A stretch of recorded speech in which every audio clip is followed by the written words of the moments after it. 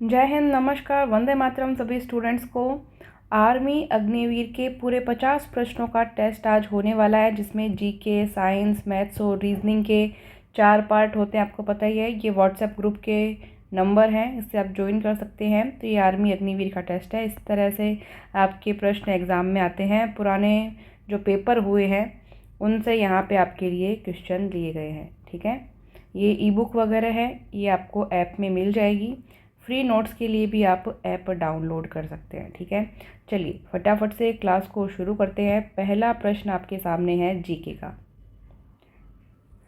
Comment box में जवाब देंगे, अपने दोस्तों के साथ क्लास को शेयर भी करेंगे। मार्क्सवाद का मुख्य समर्थक किसे माना जाता है? तो ये आपको पता ही है, कार्ल मार्क्स को माना जाता है। नेक्स्ट क्वेश्चन, प्रसिद्ध कामाख्या देवी मंदिर किस राज्य में स्थित है? ये आपको पता है, गुवाहाटी में है, जो कि आसाम का शहर है। तो ऑप्शन नंबर 4 आपका सही हो चुका, आसाम।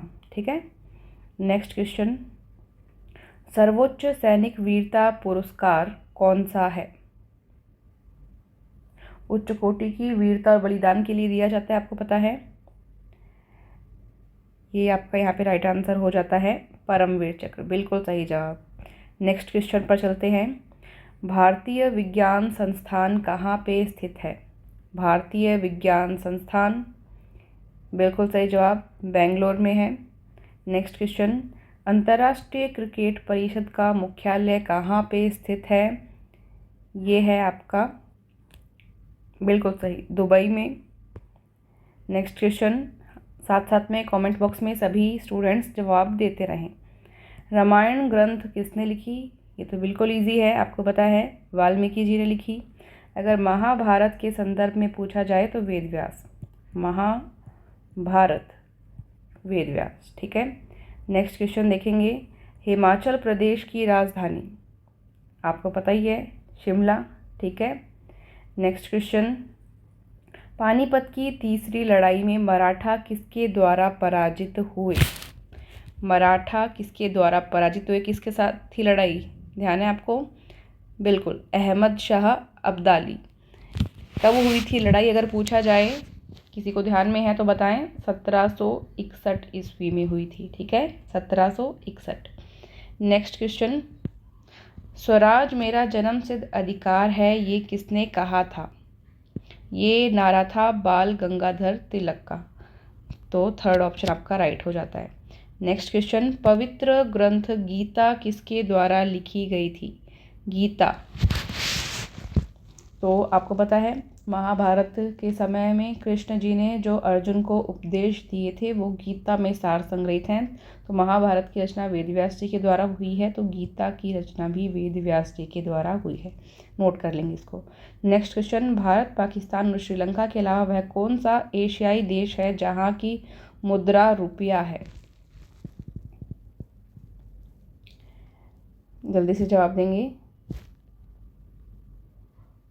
बिल्कुल, नेपाल की मुद्रा भी नेपाली रुपया होती है, आपको पता है। नेक्स्ट क्वेश्चन, बाकी जो जो ऑप्शन आपके आए, मुद्रा वाला जो टॉपिक है वो ग्रीन कलर वाली अपनी फुल सिलेबस बुक है उसमें दिया हुआ है, उसमें से पढ़ लेंगे। नेक्स्ट क्वेश्चन, प्रसिद्ध गीत सारे जहाँ से अच्छा, इसकी रचना किसके द्वारा की गई थी? एक बात और थोड़ी सी नोट करें तो जो इंडोनेशिया की मुद्रा है इसको लिखा जाता है इस तरह से, रुपया। ठीक है, इसको भी आप नोट कर लें। नेक्स्ट क्वेश्चन, प्रसिद्ध गीत सारे जहाँ से अच्छा की रचना किसने की? तो इसकी रचना की है मोहम्मद इकबाल ने। अगर आपसे पूछा जाए कि हमारा जो राष्ट्रीय गीत है वो क्या है, तो राष्ट्रीय गीत आपको पता है वंदे मातरम है। वंदे मातरम, इसकी रचना बताएं किसने की है? वंदे मातरम की रचना, वंदे मातरम की रचना की है बंकिम चंद्र चटर्जी ने, या चट्टोपाध्याय जिनको कहते हैं, बंकिम चंद्र। ठीक है, इसके अलावा अगर मैं आपसे पूछूं राष्ट्रीय गान जो है हमारा क्या है, पहली बात तो बताएंगे राष्ट्रीय गान जन गण मन, सभी को पता है, जन गण मन। इसकी रचना किसने की है? तो ये रविंद्रनाथ टैगोर जी के द्वारा की गई है, रविंद्रनाथ टैगोर। तो इसको नोट कर लेंगे। ठीक है, कंफ्यूज नहीं होना, सारे जहां से अच्छा पूछा है। इसकी रचना मोहम्मद इकबाल ने की है। राष्ट्रीय गीत है हमारा वंदे मातरम। वंदे मातरम की रचना बंकिम चंद्र चट्टोपाध्याय ने की है। राष्ट्रीय गान है हमारा जनगण मन। इसकी रचना रविंद्रनाथ टैगोर ने की है। ठीक है, नेक्स्ट क्वेश्चन, भारत में मुगल साम्राज्य की स्थापना किसने की? मुगल साम्राज्य की स्थापना भारत में, जल्दी से बताएंगे, कब की बात है? 1526 की बात है। कौन सा युद्ध हुआ था? पानीपत का युद्ध। किसको हराया था? इब्राहिम लोदी को। इब्राहिम लोदी को किसने हराया था? जिसने हराया था उसी ने मुगल साम्राज्य की स्थापना की थी। बिल्कुल सही जवाब, बाबर ने। ठीक है, नेक्स्ट क्वेश्चन, सूर्य मंदिर कहाँ पर स्थित है? सूर्य मंदिर ये है कोणार्क में। कोणार्क में, ठीक है, उड़ीसा के पुरी जिले में है। तो थर्ड ऑप्शन को आपको राइट कर लेना है। कहाँ पे है? कोणार्क के उड़ीसा के पुरी जिले में, अगर पूरा पूछा जाए तो नोट कर लेंगे। ठीक है, अगर आपसे ये पूछा जाए कि इसकी स्थापना किसने की थी तो कौन कौन बता पाएगा? जो सूर्य मंदिर है ओडिशा के कोणार्क में स्थित है पुरी के अंदर, उसकी स्थापना किसने की थी? कौन कौन स्टूडेंट बता पाएंगे? जल्दी से जवाब दीजिए। ये एक गंग वंशीय शासक थे, गंग वंश के शासक थे जिनका नाम है नरसिंह देव। नरसिंह देव, ठीक है, नोट कर लेंगे। अगर थोड़ा सा हार्ड क्वेश्चन बनता है तो इस तरह से पूछा जा सकता है। लास्ट क्वेश्चन आपका जीके का, उसके बाद में साइंस आ जाएगी। भारतीय राज्यों के राज्यपालों की नियुक्ति कौन करता है? ये नियुक्ति की जाती है राष्ट्रपति के द्वारा, प्रेसिडेंट के द्वारा। सेकंड ऑप्शन सही है। ठीक है, शायद ये आर्टिकल 155 है, नोट कर लेंगे इसको भी। नेक्स्ट क्वेश्चन साइंस का आ चुका है। जीके में कितने प्रश्न सही हुए? 15 में से जवाब देंगे, फिर साइंस देखते हैं। चलो, निम्न में से कौन सा बायोगैस का प्रमुख घटक है? बायोगैस का प्रमुख घटक आपको पता है, इसमें मीथेन भी होती है, लगभग 50 से 70 के अराउंड होती है। ठीक है, इसके अलावा कार्बन डाइऑक्साइड यानी कि CO2 हो जाती है लगभग 25 से 43-45 तक। ठीक है, तो ये है, इसमें ऑप्शन देखेंगे मीथेन है तो एक ऑप्शन सही कर देंगे, मीथेन। ठीक है, नेक्स्ट क्वेश्चन देखते हैं। पीतल में क्या शामिल होता है? पीतल आपको पता है एक मिश्र धातु है जो कौन सी दो धातुओं को मिलाकर बनाई जाती है? पीतल का मैंने क्या बताया था आपको, ट्रिक बताई थी ना। पीतल में क्या जम जाती है? मैंने कहा था काजी जम जाती है पीतल में, काजी। का से क्या था हमारा? कॉपर था, और जी से क्या था हमारा? जिंक था, यानी कॉपर और जस्ता, तांबा और जस्ता। हिंदी में इसको बोलें तो तांबा और जस्ता। ठीक है, तो इसको नोट कर लेंगे। फर्स्ट ऑप्शन आपका सही है बिल्कुल। नेक्स्ट क्वेश्चन देखेंगे। बर्फ़ का गलनांक बताएंगे। बर्फ़ का गलनांक आपको पता है 0 डिग्री सेल्सियस पर जो है बर्फ़ पिघलना भी शुरू हो जाती है और वहाँ पे जमना भी शुरू हो जाती है। तो थर्ड ऑप्शन यहाँ पे क्या है आपका? सही हो जाएगा, 0 डिग्री। ठीक है, नेक्स्ट क्वेश्चन। संतरे में कौन सा विटामिन पाया जाता है? खट्टे फलों में ज़्यादातर आपको पता होता है विटामिन सी होता है। विटामिन सी की कमी से कौन सा रोग होता है बताएंगे? तो स्कर्वी रोग होता है। ठीक है, स्कर्वी, नोट कर लेंगे। और अगर आपको पूछा जाए कि विटामिन सी का रासायनिक नाम क्या है, ये नाम आपके एग्ज़ाम में पूछा जा चुका है, तो इसको आप नोट करेंगे। क्या होता है, जल्दी से बताएं। बिल्कुल, एस्कॉर्बिक एसिड, यही होता है। किस किस स्टूडेंट को पहले से पता था? एस्कॉर्बिक एसिड, नोट कर लेंगे। अभी आपके एग्ज़ाम में समय है तो आप आराम से स्टडी कर सकते हैं, पूरा टाइम है आपके पास। Next question. मेंडलीफ की आवर्त सारणी किस पर आधारित थी? देखो, वर्तमान में जो आवर्त सारणी है वो मोजले की सारणी पर आधारित है। ठीक है, वर्तमान में। और ये जो वर्तमान वाली सारणी है ये परमाणु क्रमांक पर आधारित है, एटॉमिक नंबर पर, परमाणु क्रमांक। ठीक है, ये जो सारणी है वो मेंडलीफ की सारणी से इंस्पायर्ड है, बट मेंडलीफ ने जो शुरू में सारणी बनाई थी वो परमाणु क्रमांक पर आधारित नहीं थी, वो थी परमाणु भार पर आधारित। तो फोर्थ ऑप्शन आपका क्या हो जाएगा? सही हो जाएगा। ठीक है, नेक्स्ट क्वेश्चन। लेड पेंसिल बनाने में प्रयोग होने वाला पदार्थ कौन सा है? अब लेड पेंसिल का नाम सुनकर ऐसे लगेगा कि लेड उपयोग होता है, बट लेड इसमें उपयोग नहीं होता है। लेड पेंसिल बनाने में उपयोग होता है ग्रेफाइट। तो सेकंड ऑप्शन चूज़ करेंगे। आपको पता है ये कार्बन का अपर रूप है, अगर पूछा जाए आपसे तो नोट कर लेंगे, कार्बन का अपर रूप। नेक्स्ट क्वेश्चन देखेंगे, मानव शरीर के किस अंग में रक्त शुद्ध होता है? अब बहुत सारे बच्चों को लगता होगा कि हृदय में रक्त शुद्ध होता है। नहीं, हृदय जो है वो पूरे शरीर में रक्त भेजता है और वहाँ से जो अशुद्ध रक्त होता है उसको वापस लेके आता है। इस तरह का काम जो है हृदय का होता है। लेकिन जब बात आए रक्त के शुद्धिकरण की तो वो होता है वक्र में। ठीक है, सेकंड ऑप्शन को आप चूज़ करेंगे। Next question, kidney. ठीक है, आकाशीय पिंडों को देखने के लिए किस यंत्र का उपयोग किया जाता है? टेलीस्कोप का यूज़ करते हैं। ठीक है, सेकंड ऑप्शन का चुनाव करेंगे, टेलीस्कोप का यूज़ होता है। वैसे जो दूर की वस्तुएं होती हैं उनको देखने के लिए पेरिस्कोप वगैरह का यूज़ भी होता है, बट टेलीस्कोप का यूज़ बहुत दूर तक की जो आकाशीय पिंड होते हैं उनको देखने के लिए किया जाता है। तो ऑप्शन के आधार पर हम टेलीस्कोप को ही पहली प्रायोरिटी देंगे। ठीक है, नेक्स्ट क्वेश्चन, स्टेनलेस स्टील बनाने के लिए निम्नलिखित में से किस धातु का उपयोग लोहे के साथ किया जाता है? स्टेनलेस स्टील मतलब जिस पे जंग नहीं आता, आपको पता है।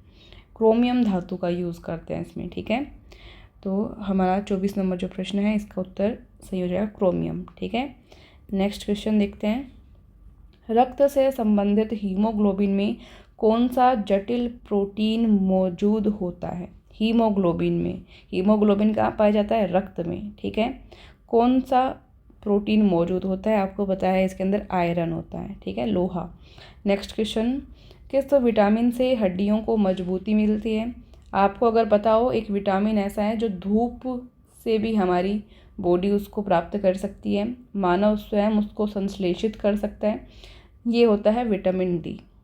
Vitamin D. ठीक है, नेक्स्ट क्वेश्चन, हास्य गैस मतलब लाफिंग गैस जो है, हंसने वाली गैस जो है, उसका सूत्र क्या है? लाफिंग गैस का सूत्र क्या है? मैं आपको थोड़ा सा हिंट देती हूँ, इसको हम कहते हैं नाइट्रस ऑक्साइड। Nitrous oxide. अब बताओ जल्दी से, बताइए जल्दी से, नाइट्रस ऑक्साइड का सूत्र। बिल्कुल सही जवाब N2O। थर्ड ऑप्शन आपका सही हो जाएगा। एक जैसे से ऑप्शन आएंगे, सही से आपको समझना है। नेक्स्ट क्वेश्चन, निम्न में से कौन सी गैस उत्कृष्ट गैस यानी कि नोबल गैस नहीं है?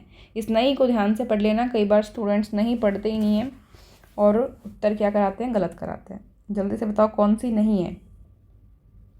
आपको पता है हीलियम, ऑर्गन और नियोन। हीलियम, ऑर्गन और नियोन ये नोबल गैसेज हैं। ऑक्सीजन नहीं है, हमें इसका चुनाव कर लेना है। ठीक है, नेक्स्ट क्वेश्चन, BCG टीके का उपयोग किसकी रोकथाम के लिए किया जाता है? BCG का जो टीका होता है वो तपेदिक की रोकथाम के लिए यूज़ होता है। फर्स्ट ऑप्शन आपका क्या हो जाएगा? सही हो जाएगा। अगर आपको पूछा जाए कि जो BCG का टीका है इसका नाम क्या है, कई बार पूछ लेते हैं, SSC वगैरह में पूछा गया है तो नोट कर लें, बेंसिल कैलमेट गुएरिन। नोट कर लिया सभी ने? वैसे आपको ये जो PDF है ये ऐप डाउनलोड करेंगे आप प्ले स्टोर से, तरुणा डिफेंस एकेडमी नाम से, उसके अंदर आपको फ्री स्टडी मटेरियल में मिल जाएगी, टेलीग्राम ग्रुप में भी मिल जाएगी, तो आप ये ले सकते हैं, फ्री रहेगी। नेक्स्ट क्वेश्चन, निम्न में से सबसे भारी किरण कौन सी है? तो सबसे भारी जो किरण है धनात्मक आवेश होता है इसमें अल्फा में, तो 4 नंबर ऑप्शन आपका सही है, अल्फा किरण। ठीक है, नेक्स्ट क्वेश्चन देखेंगे हम। मैथ्स आ चुकी है हमारी, एक बार बताएंगे साइंस में 15 में से कितने क्वेश्चन सही हुए? साइंस में 15 में से कितने क्वेश्चन सही हुए? जीके में कितने हुए बताएंगे? और अब आ चुकी है आपकी मैथ्स। एक समबाहु त्रिभुज की एक भुजा का माप 12 सेंटीमीटर है, त्रिभुज का क्षेत्रफल ज्ञात कीजिए। समबाहु, समबाहु का अर्थ होता है जिसकी तीनों भुजाएं, ये तीनों भुजाएं क्या है? समान है। एक भुजा 12 है तो बाकी सभी भी 12 12 12 हुई। क्षेत्रफल पूछा है, आपको पता होना चाहिए समबाहु त्रिभुज जो है उसके क्षेत्रफल का सूत्र होता है √3/4 गुणा भुजा स्क्वायर, ये सूत्र होता है, ये आपको याद रखना है। जो अपनी ग्रीन कलर वाली फुल सिलेबस बुक है तरुणा पब्लिकेशन की, उसके अंदर ये पूरा चैप्टर बहुत अच्छे से समझाया गया, उसमें आप पढ़ सकते हैं। भुजा का मान रखो 12 की स्क्वायर होगा, तो स्क्वायर का मतलब 12 को 2 बार लिखना, 12 गुणा 12। अब इसको काट लीजिए, कुछ भी नहीं है, काटेंगे इसको, 4 तिये 12, 12 तिया 36, 36√3, ये आपका उत्तर आ जाएगा। और क्षेत्रफल निकाला है आपने, तो क्षेत्रफल हमेशा स्क्वायर में होता है, वर्ग सेंटीमीटर इसके अंदर आ जाएगा, तो 36, ये रहा 36√3 सेंटीमीटर स्क्वायर, ये ज़रूर देख लेना, सेंटीमीटर स्क्वायर, ठीक है। नेक्स्ट क्वेश्चन, 5 अंकों की सबसे बड़ी संख्या ज्ञात कीजिए जो 17 से विभाज्य है, जिसमें 17 का भाग जाता हो। आपको पता है कि 5 अंकों की सबसे बड़ी संख्या क्या होती है, इसके अलावा कोई और होती है या नहीं होती? 99,999, यही होती है, ठीक है। अब हमको क्या देखना है कि 17 से भाग जाता है क्या। इसके अंदर अगर हम 17 का भाग देने की कोशिश करते हैं, 17 का भाग दिया जाए, 17 का भाग आप जब इसके अंदर देंगे तो 5 जो है शेषफल बचेगा, 5 क्या बचेगा, शेषफल बचेगा। तो जो भी आपको शेषफल बचता है और इस तरह का क्वेश्चन आता है, तो आप क्या करेंगे, ये जो संख्या है आपकी 99,999, इसमें से क्या घटा देंगे, 5 घटा देंगे। और इसमें से जब आप 5 घटाते हैं तो आपके पास कौन सी संख्या आती है, ये वाली, ये संख्या आपके पास आती है। डायरेक्ट यही उत्तर होगा आपका, कुछ भी नहीं करना पड़ा। तो जो भी आपसे पूछा जाए, आपको पता है 5 अंक की सबसे बड़ी संख्या 99,999, 17 का भाग देंगे, 5 शेषफल बचेगा, जो भी शेषफल बचे इस संख्या में से घटा दे, घटाते ही जो भी संख्या आई वो आपका सीधा उत्तर है, ठीक है। नेक्स्ट क्वेश्चन देखते हैं, पाइप वाला सवाल है इस बार। एक पाइप दूसरी पाइप की तुलना में 3 गुना तेज़ी से पानी की टंकी को भरता है, ठीक है। एक पाइप यहाँ पे मान लीजिए ये पहला पाइप है, फर्स्ट पाइप, ये मान लीजिए यहाँ सेकंड पाइप, ठीक है। ये इसकी क्षमता मान लो x है, तो इसकी क्षमता क्या है, ठीक है, 3x है, 3 गुना तेज़ी से भरता है, ठीक है। दोनों पाइप की क्षमता अगर देखें, दोनों पाइप की क्षमता, तो x + 3x कितनी हो जाएगी, दोनों पाइप की क्षमता हो गई 4x, ठीक है, 4x। अब देखो आगे क्या कहा है, यदि 2 पाइप एक साथ 30 मिनट में खाली टैंक को भर सकते हैं, तो जो स्लो वाली पाइप है, धीमी पाइप है, वो टैंक को भरने में कितना समय लेगी, ठीक है। देखो यहाँ पर हमारी दोनों पाइप की क्षमता आ चुकी है 4x। दोनों पाइप का कुल कार्य अगर हम निकालें, दोनों पाइप का कुल कार्य निकालें, तो क्षमता कितनी है 4x, समय कितना लग रहा है 30, समय 30 से गुणा करते हैं तो ये आ जाता है 120x, ठीक है। हमें निकालना है स्लो वाली पाइप पानी भरने में कितना समय लगी, तो धीमी पाइप द्वारा टैंक भरने में लगा समय, धीमी पाइप का निकालना है हमें, धीमी पाइप को जो समय लगेगा वो निकाल रहे हैं हम। तो टोटल यहाँ पे कार्य क्या है, कुल कार्य बटे में जो धीमी पाइप है उसकी क्षमता, धीमी पाइप की क्षमता, यही होता है समय निकालने का तरीका। कुल कार्य है हमारा 120x, क्षमता धीमी पाइप की, देखो ये स्लो वाली पाइप है ना, स्लो पाइप की क्षमता कितनी है, x कर रखी है यहाँ पे, तो बटे में क्या आ जाएगा, x आ जाएगा। अब इसको कट कर लीजिए, तो ये यहाँ पे x से x कट जाता है, 120 मिनट आता है। ये आपको घंटे में निकालना है, तो 120 मिनट का मतलब क्या होता है, 2 घंटे। अगर सीधा नहीं निकालना है तो इसको 60 से भाग दे दो, ठीक है, तो कितना आ जाएगा 2 घंटे। जब भी मिनट को घंटे में बदलना हो 60 का भाग दे दिया करो, अगर डायरेक्ट नहीं समझ में आए आपको। तो ये यहाँ पे 2 घंटे उत्तर आ गया आपका, ठीक है। नेक्स्ट क्वेश्चन देखेंगे,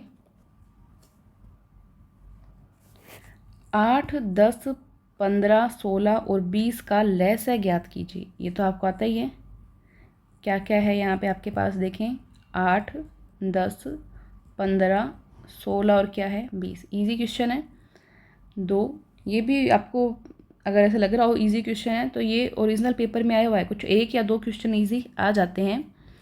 तो ये शायद 2017 या 18 में आया हुआ क्वेश्चन है, ठीक है। तो यहाँ पे 2 का इसके अंदर भाग देंगे तो 4 बार जाएगा, इसमें 5 बार, 15 में नहीं जा रहा, 16 में देंगे तो 8 बार, 20 में देंगे तो ये 20 है 10 बार, ठीक है। वापस 2 से ही करेंगे, 2 बार जाता है, इसमें 5 में नहीं जाएगा, 15 में नहीं जाएगा, 4 में, और ये 10 का 5 आ जाएगा, ठीक है।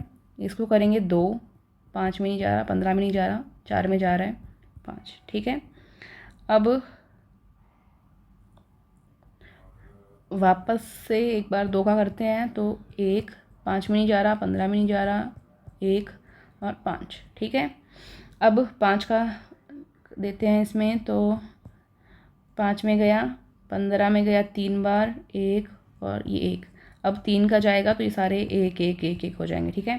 तो ये आ गई हमारे पास संख्या। इसको करेंगे 2 दूनी 4, 4 दूनी 8, 8 दूनी 16, 16 पंजू कितना होता है 80, 80 और 80 तिया 240, क्या 240। यहाँ पे देखते हैं ऑप्शन में है क्या, ये रहा फर्स्ट ऑप्शन आपका क्या हो जाएगा, सही हो जाएगा, ठीक है। नेक्स्ट क्वेश्चन देखते हैं। 10%, 20% और 30% की क्रमिक छूट किसकी एकल छूट के बराबर है। जब भी आपको इस तरह से दिया हुआ हो, लगातार जो क्रमिक छूट है वो दी गई हो और एकल छूट आपको निकालनी हो, तो आप एक तरीका अपना सकते हैं। एक बार तो पेन का कलर चेंज कर लेते हैं। क्या करेंगे, पहले पेन की साइज़ छोटी करते हैं थोड़ी। देखो 10% और 20% की एकल छूट निकालते हैं, कि एकल छूट निकालते हैं, ठीक है। कैसे निकालेंगे, 10 प्लस 20 माइनस इन दोनों का गुणा, 10 गुणा 20 बटे में हमेशा 100।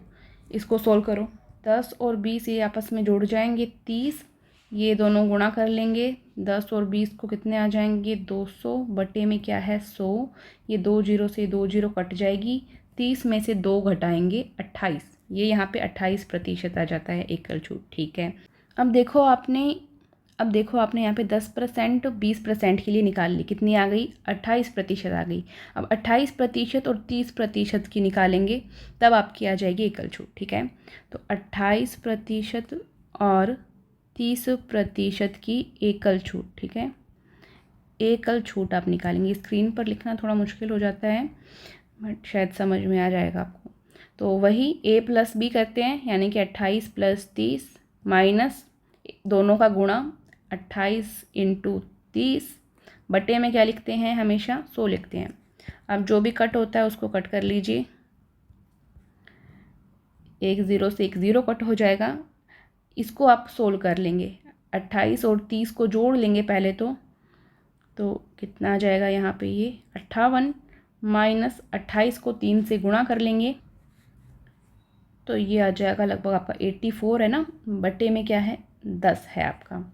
अब इसका एलसीएम लेके इसको सोल्व करेंगे, ये आपका लगेगा 49.6%, ठीक है। 10 लघुत्तम ले लेंगे, आगे सोल्व कर लेंगे भाग देके, तो 49.6% यहाँ पे आपका आता है। ऑप्शन के अंदर अगर मिला के देखें तो ये 4th ऑप्शन आपके पास मिल रहा है, ठीक है। तो ये आपका क्वेश्चन इस तरह से हो जाता है। नेक्स्ट क्वेश्चन देखते हैं। एक गांव के पुरुषों और महिलाओं का अनुपात 5:3 है। अगर गांव में 800 पुरुष हैं तो महिलाओं की संख्या ज्ञात कीजिए, ठीक है।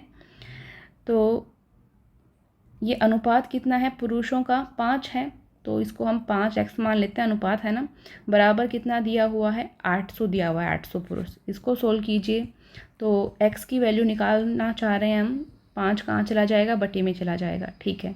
x की वैल्यू आ गई, हमें महिलाओं की संख्या निकालनी है, महिलाएं निकालनी है, ठीक है।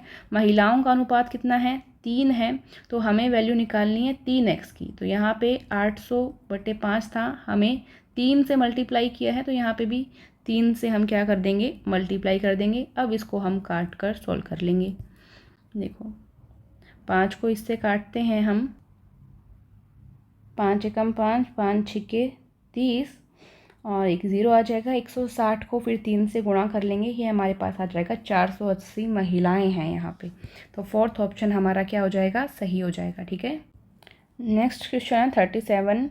एक काम को राम 10 दिन में करता है, मोहन 15 दिन में करता है, तो वे एक साथ काम करते हैं तो कितने दिन लगेंगे। तो पहले तो टोटल काम निकाल लेते हैं हम, ठीक है। राम का एक दिन का काम हो गया मानो 1/10। मोहन का 15 दिन में काम करता है तो एक दिन का काम इसका काम हो गया 1/15 हो गया, ठीक है। इसका एलसीएम ले लेते हैं, कितना आ जाता है यहाँ पे 30 आ जाएगा। एलसीएम लेना आता है आप सभी को। इसको करते हैं 3 बार और इसको करते हैं 2 बार, तो 5/30 ये आ जाता है। इसको काट लेते हैं 1/6, ठीक है। तो यहाँ पे आगे देखते हैं क्या पूछा है हमें कि एक साथ काम करते हैं तो कितने दिन लगेंगे। 1/6 यहाँ पे आ रहा है, जो एफिशिएंसी है वो, तो 6 दिन लगेंगे उनको, ठीक है, टोटल जो है कार्य पूरा करने में। ये कहाँ पे ऑप्शन मिल रहा है आपको, इसमें मिल रहा है चौथे ऑप्शन में, ठीक है। नेक्स्ट क्वेश्चन देखते हैं। दो संख्याओं का योग 25 है और अंतर 13 है, तो वे संख्याएं क्या है। मान लो संख्याएं क्या है, एक्स और वाई। एक्स और वाई योग कितना है 25, अंतर कितना है 13, ठीक है। अब इसको सोल्व कर लो। ये वाई प्लस का ये वाई माइनस का कट जाएगा, एक्स और एक्स दोनों को जोड़ेंगे 2x हो जाएगा। 25 और 13 को जोड़ते हैं कितना 38 हो जाता है। एक्स यहाँ पे एक्स के साथ यहाँ पे 2 है, 2 इधर गुणा में था, इधर आके भाग में होएगा, तो इसको काट लेंगे, कितना आ जाएगा 19। एक्स की वैल्यू 19 आ गई। ये जो वैल्यू है यहाँ पे फर्स्ट समीकरण में रखेंगे, एक्स की जगह 19 रखा, प्लस में वाई है, बराबर में 25 है। वाई यहाँ पे रखना है 25, ये 19 यहाँ प्लस का था, यहाँ के माइनस का हो जाएगा, तो 25 में से 19 घटाएंगे 6 आ जाएगा। वाई की वैल्यू 6, एक्स की वैल्यू 19, तो ये थर्ड ऑप्शन आपका सही आ रहा है, ठीक है। नेक्स्ट क्वेश्चन देखते हैं। यदि एक गोले की त्रिज्या 7 सेंटीमीटर है, कोई गोला है, इसकी त्रिज्या कितनी है 7 सेंटीमीटर है, इसका पृष्ठीय क्षेत्रफल ज्ञात कीजिए। इसका सूत्र आपको पता ही है, क्या सूत्र होता है गोले का, वृत्त का नहीं पूछा, गोले का पूछा है। गोले का सूत्र होता है 4πr², ठीक है। 4 पाई का मान 22/7, आर का मान क्या है 7 है, स्क्वायर है तो 2 बार लिखना है। अब क्या करना है, बस काट लेना है, कुछ भी नहीं, काट लिया, इनको आपस में गुणा कर देना, सबको गुणा करते हैं लगभग कितना आ जाएगा 22 को पहले तो 4 से गुणा कर लो, 88 × 7, अब कर लो कितना आ रहा है 616, तो फर्स्ट ऑप्शन में आ जाएगा, ठीक है। Next question. 12 लड़कों की औसत आयु 10 वर्ष है। 12 लड़के हैं, औसत आयु 10 वर्ष, उनमें से 11 लड़कों की औसत आयु 9 वर्ष है। 12वें लड़के की औसत आयु ज्ञात कीजिए। देखो जब भी इस तरह का प्रश्न आए, क्या करो, पहले टोटल आयु निकाल लो। 12 लड़कों की औसत आयु कितनी है 10 वर्ष है, तो 12 लड़कों की कुल आयु हो जाएगी 120 वर्ष, ठीक है। 11 लड़कों की औसत आयु कितनी है 9 वर्ष है, तो 11 लड़कों की कुल आयु कितनी हो जाएगी 99 वर्ष, ठीक है। इन दोनों को आपस में घटा दो,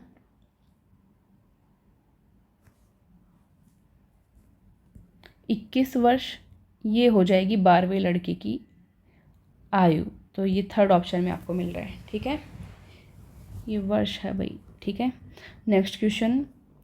18,440 के मूलधन पर 15% प्रति वर्ष की दर से 4 वर्षों के लिए साधारण ब्याज क्या होगा। मूलधन ये रहा, दर ये रही, समय ये, ब्याज का सूत्र आपको पता ही है, ब्याज का सूत्र सिंपल इंटरेस्ट का सूत्र PRT/100, मूलधन गुणा दर गुणा समय बटे 100, लगाओ सूत्र 18,440 × 15 × 4/100, यही था। अब क्या है, कुछ भी नहीं, कट कर लो जितना कट होता है, ये 0 से 0 कट हो जाएगा, ये 5 से काट लो, 5 दूनी 10, 5 दिए 15, ये 2 से कट जाएगा, 2 एकम 2, 2 दूनी 4, इन सबको आपस में गुणा कर लो, कितना आना चाहिए, लगभग आपका आएगा 11,064 के अराउंड। ये अगर आ रहा है आपका तो सही है, ठीक है। तो सेकंड ऑप्शन का चुनाव आपको कर लेना है। नेक्स्ट क्वेश्चन देखते हैं। एक 30 मीटर लंबे और 20 मीटर चौड़े आयताकार क्षेत्र का परिमाप बताओ। 30 मीटर तो लंबा है, 20 मीटर चौड़ा है। वैसे तो आपको पता है कि किसी भी चीज़ का परिमाप ज्ञात करना, उसकी सभी भुजाओं को जोड़ दो। आयत की आमने सामने की भुजाएं आपको पता है बराबर होती है, ये 30 तो ये भी 30, ये 20 तो ये भी 20, सबको जोड़ दो आपस में, 30 और 30 60, 60 और 20 80, 80 और 20 100, तो 100 मीटर उत्तर आएगा। और आपको अगर सूत्र से याद करना चाहो तो आयत का जो परिमाप होता है, आयत का परिमाप जो होता है, आयत के परिमाप का सूत्र होता है 2 गुणा लंबाई प्लस चौड़ाई। इससे करोगे तो भी यही उत्तर आएगा। 2 गुणा लंबाई आपको 30 दे रखी है, चौड़ाई आपको 20 दे रखी है, तो 30 और 20 50, 50 को 2 से गुणा करोगे 100, कैसे ही कर लो, ठीक है। 4th ऑप्शन राइट है। नेक्स्ट क्वेश्चन, एक कैंटीन में एक सप्ताह के लिए 28 दर्जन केले की आवश्यकता होती है, ठीक है। एक सप्ताह यानी 7 दिन के लिए 28 दर्जन, 28 दर्जन यानी 28 गुणा 12, दर्जन का मतलब 12 होता है। 47 दिनों के लिए कितने केलों की आवश्यकता होगी ये आपको बताना है, ठीक है। पहले आप क्या निकालना, एक दिन के लिए कितने केले चाहिए, एक दिन के केले, एक दिन में कितने केले चाहिए, कैसे निकालोगे, कितने दर्जन निकालोगे। देखो यहाँ पे क्या है, एक सप्ताह में 28 दर्जन, तो एक दिन में 28/7, क्योंकि एक सप्ताह का दिया हुआ है तो ये 28/7 आ गया। इसको काट लोगे, 7 चौक 28, ये दर्जन की बात हुई है। अब आपको दर्जन में केले की संख्या याद करनी है, तो एक दर्जन में कितने होते हैं, 12, एक दर्जन में 12 होते हैं, तो 4 को 12 से गुणा कर लोगे। 48 केले एक दिन में चाहिए, कितने, 48 केले एक दिन में चाहिए, ठीक है। हमें निकालना है 47 दिनों के लिए, तो एक दिन में 48 चाहिए, तो 47 दिन में कितने केले चाहिए, 47 गुणा 48, गुणा कर लो आपस में, कितना आ जाएगा, लगभग 2256, इतना ही आ रहा है, 2256 केले, इतने केले चाहिए भाई। तो ये फर्स्ट ऑप्शन का चुनाव आपको कर लेना है, ठीक है। नेक्स्ट क्वेश्चन, 2197 का घनमूल ज्ञात कीजिए। 2197 का घनमूल कैसे ज्ञात करेंगे, लगभग 13 को 13 से गुणा करें, फिर 13 से गुणा करके देखें, तो कुछ करना ही नहीं पड़ा इसमें, तो डायरेक्ट ही हमको आइडिया लग गया। 13 को आपस में गुणा करते हैं तो लगभग 2197 आ जाता है हमारा, ठीक है। तो ये थर्ड ऑप्शन। और डायरेक्ट अगर नहीं माइंड चल रहा हो तो निकाल के देख लेना घनमूल, ठीक है। घनमूल आपको बताया हुआ है किस तरह से निकालते हैं। 12, 15, 18 और 21 का म स प क्या होगा। देखो यहाँ पे 12 लिखेंगे, 15 लिखेंगे, 21 लिखेंगे। 12 के टुकड़े क्या होंगे, अभाज्य गुणनखंड कर लो, 4 गुणा 3, वैसे 2 गुणा 2 गुणा से इस तरह से भी लिख सकते हो आप। 15 के कितने हो जाएंगे, 5 थे 15, 18 भी ये बीच में, देखो 18 के कितने हो जाएंगे, 6 थे 18, 21 के कितने हो जाएंगे, 7 थे 21, ठीक है। तो इस तरह से कॉमन क्या आएगा इसमें, 3 ही कॉमन आएगा, 3 आ रहा है ना सभी में, 3 ही आएगा, तो 3 आपका क्या हो जाएगा, उत्तर हो जाएगा। हाईएस्ट कॉमन फैक्टर हो ना, वही आपको चूज़ करना है। तो 3 3 3 इन सब में आ रहा है, बाकी कुछ कॉमन नहीं आ रहा, ठीक है। तो ये आपका उत्तर हो जाएगा। बाकी आप इसको ओपन करके भी लिखेंगे ना, अगर 6 को आप 2 गुणा 3 लिखना चाहते हैं, 4 को 2 गुणा 2 लिखना चाहते हैं, तो भी कॉमन 3 ही आना है, इसलिए मैंने पूरा नहीं लिखा। नेक्स्ट क्वेश्चन देखेंगे, P K की माँ है, P K की माँ है, ठीक है। K D की बहन है, K बहन है D की, ठीक है। D J का पिता है, D कौन है, पिता है J का, ठीक है। P J से किस तरह संबंधित है, ये दोनों आपस में किस तरह से संबंधित है, ये आपको बताना है। देखो P क्या है, K की माँ है, K बहन है D की, ठीक है। ये दोनों बहन भाई हैं, ठीक है, बहन भाई हैं, तो ये D क्या हो गया, बेटा हो गया P का, और बेटे का बेटा क्या लगता है, ये J है, तो बेटे का बेटा हमेशा क्या लगता है, पोता लगता है, तो J क्या हो गया, पोता हो गया, और P क्या हो गई, दादी हो गई। हमें क्या पूछा है, P J से किस तरह संबंधित है, P का रिश्ता बताना, तो P क्या है, दादी है, तो फर्स्ट ऑप्शन आपका क्या हो जाएगा, सही हो जाएगा, ठीक है। नेक्स्ट क्वेश्चन, रीजनिंग के प्रश्न चल रहे हैं आपके। यदि कल से पहले दिन मंगलवार था तो परसों क्या होगा, कल से पहले दिन, तो इस तरह से लिखो, परसों, कल, आज, आने वाला कल, फिर आने वाला परसों। ठीक है, ये तो पास्ट का है और ये फ्यूचर का आगे वाला।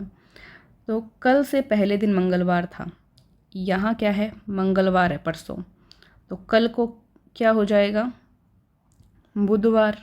आज क्या है, गुरुवार। कल क्या होगा, शुक्रवार। परसों क्या होगा, शनिवार। शनिवार उत्तर आएगा आपका।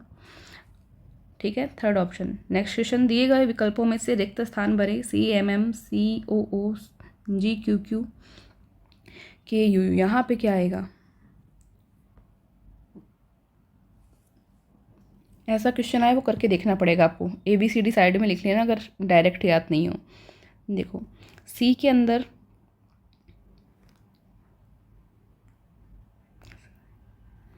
CM,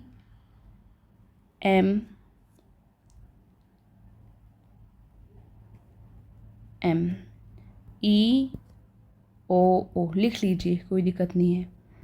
GQQ, यहाँ पे आपने को देखना है क्या आएगा, यहाँ पे क्या है, KUU। इस तरह से लिखना पड़ेगा वरना हम कर नहीं पाएंगे।